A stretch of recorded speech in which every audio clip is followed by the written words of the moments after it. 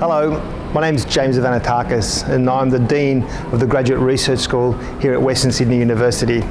And you're watching this video because you're probably thinking about doing a PhD. So, 5 things to think about before you start a PhD. The first is to think about a topic that you're really interested in, something you're passionate about. I've known people that have done a PhD on a topic they thought would be interesting or they thought would be a topic they should study rather than something that they were passionate about. And it starts off okay, but they get a little lost, a little bored, and they run out of steam. Now I think that's a bad strategy. So like I said, the first thing you should definitely think about is identifying a topic that you're really interested in. Take a bit of time, research that topic, get excited about it. You're going to spend the next 3 years of your life reading about it. And the second thing to think about when you're thinking about doing a PhD is your supervisor and supervisory panel. Here at Western Sydney University, we have at least 2 supervisors, usually 3, for every student. And that's really important because what you want to do is you want to get people with a range of experience.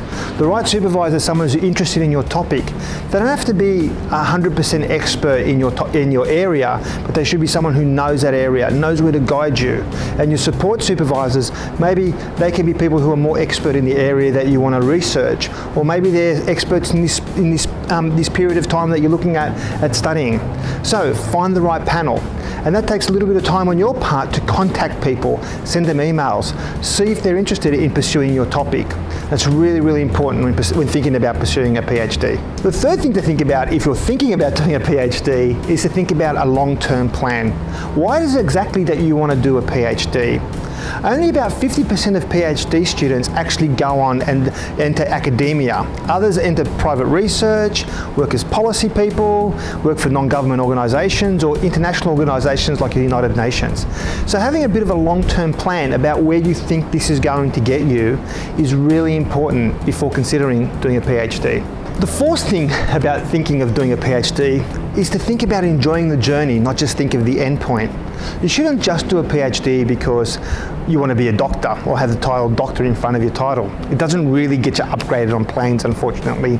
Trust me, I know.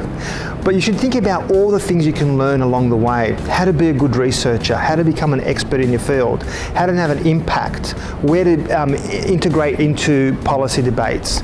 These are things that are part of the journey. So doing a PhD isn't just about the end point of actually handing something in and getting that title in front of your name. It's about the journey that you take and all the things you learn along the way.